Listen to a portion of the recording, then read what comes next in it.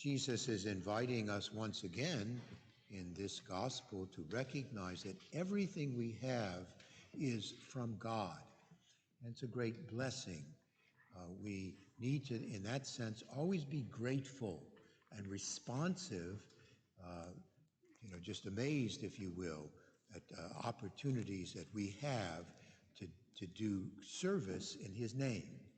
And so whatever is asked of us is not a burden, it's an opportunity. And so this attitude is very important for us. Someone who lived that attitude most wonderfully, we remember today in the life of St. Leo the Great, who was Pope in the very early part of the Church's history in the 400s. He was known as great because of two things in particular. He was very strong in leadership in helping the church when it was being attacked by outside peoples, very violent kinds of folks. And he was a great teacher. And so he helped people to really be faithful to the teachings of Jesus. And again, there were attacks along those lines where people were trying to offer things that were not of that sort. And so many of the teachings, the sermons, we still have that the church uses throughout the year. This is a little quote from one of his sermons on Christmas Day. "Christian, remember your dignity, and now that you share in God's own nature, do not return by sin to your former base condition." And so his reminding us that when Jesus becomes a human, he gives us a new dignity. And so, again, to follow in his footsteps.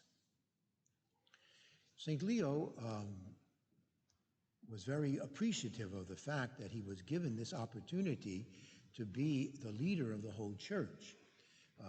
Yesterday, we had a celebration of the dedication of the first basilica that the Pope, the Bishop of Rome, would be the bishop of.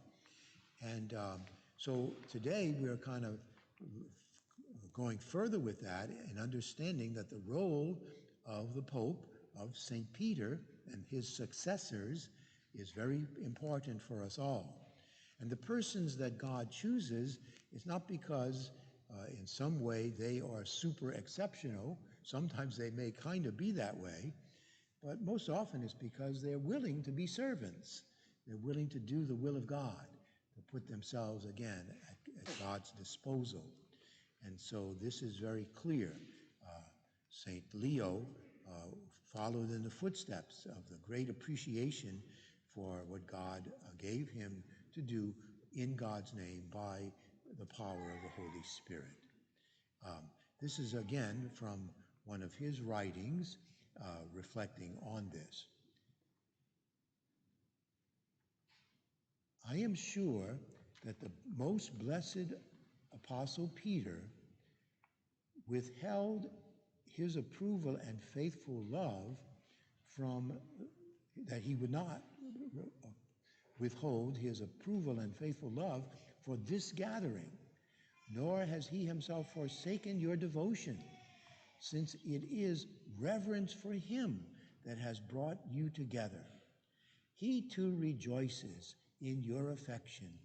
He approves the very well-ordered charity of the entire church, which receives as Peter the one who occupies his see, and which does not grow lukewarm in its love for so great a shepherd, not even in the person of so inferior an heir."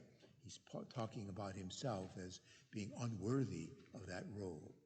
"Therefore, dearly beloved, let this homage that all of you show toward my lowliness bring to fruition its zeal."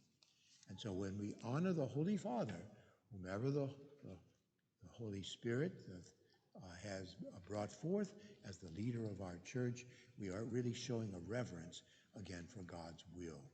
And let us indeed, in a special way then, pray for our Holy Father, Pope Francis, today.